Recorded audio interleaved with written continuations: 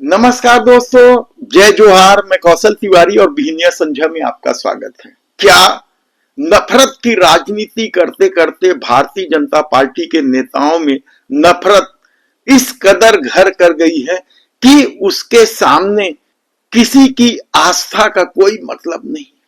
ये सवाल तो बड़े ही हैं। और दूसरा बड़ा सवाल छत्तीसगढ़ के डबल इंजन की सरकार के गृह मंत्री विजय शर्मा को लेकर है। वे जब से गृह मंत्री बने हैं, कानून व्यवस्था बदतर होते चले जा रही है, अपराध लगातार बढ़ रहे हैं। ऐसे में उनके ही लोगों के द्वारा आस्थाओं से खिलवाड़, दादागिरी, गुंडागर्दी के नए नए किस्से आ रहे हैं और कहीं और नहीं बल्कि कवर्धा क्षेत्र से। तो क्या कवर्धा क्षेत्र इन दिनों आतंक का गढ़ बन चुका है भारतीय जनता पार्टी के नेताओं का? ये पूरा मामला कबीर कुटी का है, आस्था के साथ खिलवाड़ का है और इसे लेकर कबीर पंथ के संत प्रकाश मुनि साहेब ने जमकर सरकार पर न केवल गुस्सा उतारा बल्कि उन्होंने पुलिस कप्तान को हटाने की मांग तक कर दी। ये पूरा मामला क्या है ये बताएं, उससे पहले समझ लें कि कवर्धा में दादागिरी किस कदर हावी है। दादागिरी की शुरुआत तो लोहारीडीह कांड से हुई थी, जहां भारतीय जनता पार्टी के एक नेता की दादागिरी की वजह से इतना बवाल मचा कि उस नेता को घर में बंद करके हत्या तक कर देनी पड़ी गांव वालों को। हम किसी भी हत्या को जायज नहीं ठहरा रहे हैं, लेकिन लोहारीडीह कांड तो हुआ भारतीय जनता पार्टी के नेता की दादागिरी का ही नतीजा था। तब गोंडवाना समाज को लेकर भी तो बवाल मचा था इस क्षेत्र में। लगातार इस तरह की घटनाएं हो रही हैं। कवर्धा, पंडरिया, राजनांदगांव क्षेत्र अशांति का गढ़ बन चुका है। भारतीय जनता पार्टी से जुड़े नेताओं की दादागिरी का खेल समाप्त होता नहीं दिखाई दे रहा है।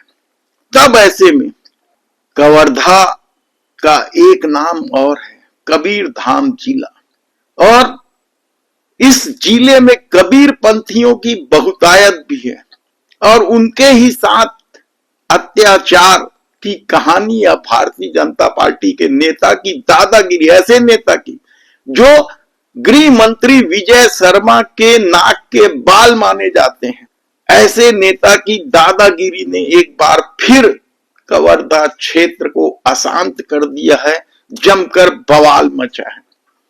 मामले की गंभीरता को आप इस ढंग से समझ सकते हैं कि प्रकाश मुनि साहेब को खुद कवर्धा आना पड़ा।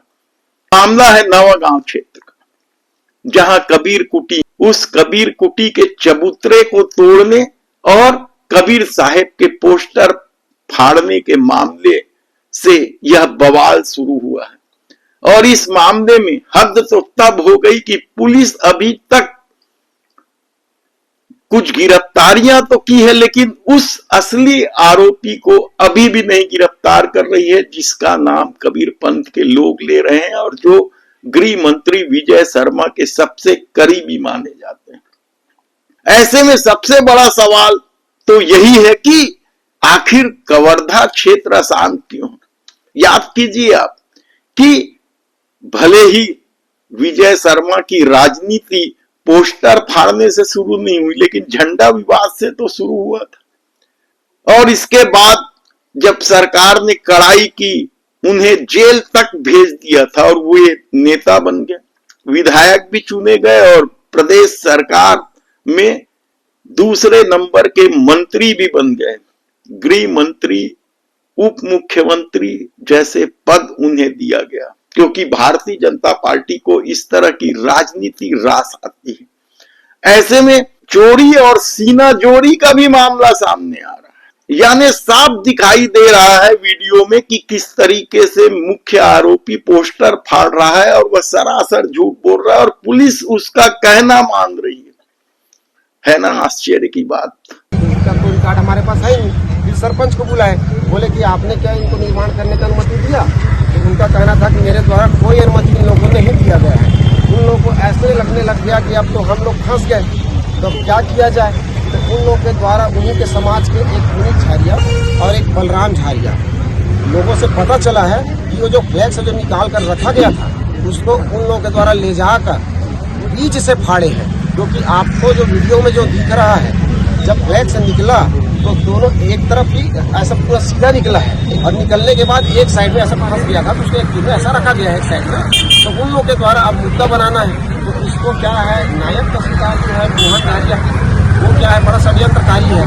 क्योंकि शुरू से पूर्व में भी गाँव के 14 निर्दोष लोगों को एक बार और ऐसे झूठा केस में फंसाया गया था, जिसके 14 लोग जेल गए थे।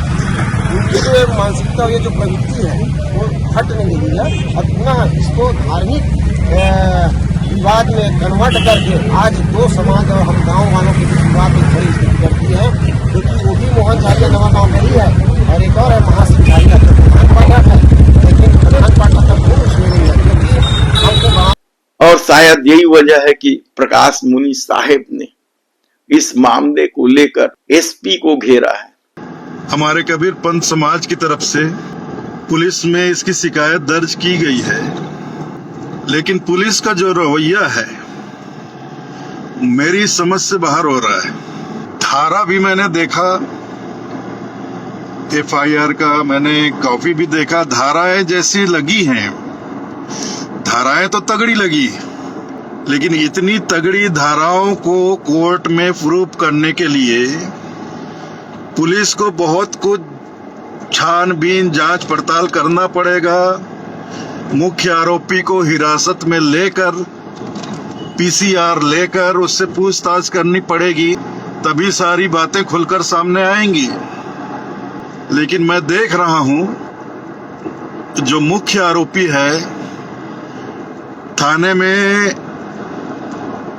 उसकी आवाभगत हो रही है, पुलिस अधिकारियों के सामने बड़े शान से बैठा हुआ है, उसको हवालात में भी नहीं डाला जाता है, रात को उसको छोड़ दिया जाता है, घर चला जाता है, आज दिन में फिर उसको थाने ले आया जाता है और अभी भी वो हवालात में नहीं है। वो आराम से पुलिस अधिकारियों के साथ टेबल पर बैठा हुआ है।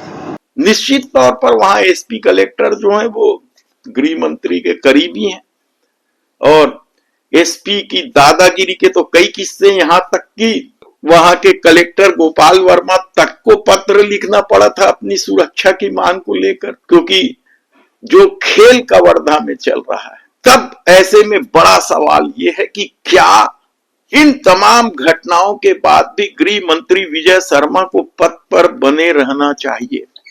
हालांकि मीडिया मैनेजमेंट शानदार है। इतनी बड़ी घटना जिसमें पूरा एक समाज कबीर पंथी नाराज है और ये घटना मुख्य मीडिया से गायब है। मतलब समझिए आप कि क्या मीडिया मैनेजमेंट है। लेकिन क्या मीडिया मैनेजमेंट कर देने से मामला सुलझ जाएगा? क्योंकि इन दिनों सोशल मीडिया का जमाना है, लोगों को पता तो चल ही जाता है। सरकार की ये गलतफहमी है कि वह मेन स्ट्रीम मीडिया से खबरें हटवा दे तो सब कुछ ठीक हो जाएगा। तब ऐसे में क्या अब ये माना जाए कि इस घटना के बाद कबीर पंथियों का रुख इतना कड़ा होगा कि वे आने वाले दिनों में मुख्यमंत्री विजय शर्मा से इस्तीफे की मांग भी कर सकते हैं। हालांकि मोटे तौर पर कबीर पंथी भी भारतीय जनता पार्टी से जुड़े बताए जाते हैं। यह साहू समाज जो कबीर पंथी में सबसे ज्यादा है, वो साहू समाज के 80-90% लोगों को भारतीय जनता पार्टी का वोट बैंक माना जाता है। ऐसी परिस्थिति में जब अब यह मामला तूल पकड़ने लगा है, तब देखना है कि क्या विजय शर्मा की मुसीबत बढ़ेगी या फिर जिस तरीके से गृह मंत्री अमित शाह का खेल है उसमें विजय शर्मा को की पीठ और थपथपाई जाएगी। क्योंकि बिहार में तो दिख ही रहा है कि किस तरीके से सम्राट चौधरी को उप मुख्यमंत्री बनाया गया। तो क्या भारतीय जनता पार्टी में ऐसे लोग जिनकी छवि आपराधिक किस्म की होती है उन्हें महत्वपूर्ण पद दिया जाता है। ये बड़ा सवाल है, देखना है कि आने वाले दिनों में क्या कुछ होता है। हम आपको पूरी जानकारी देते रहेंगे।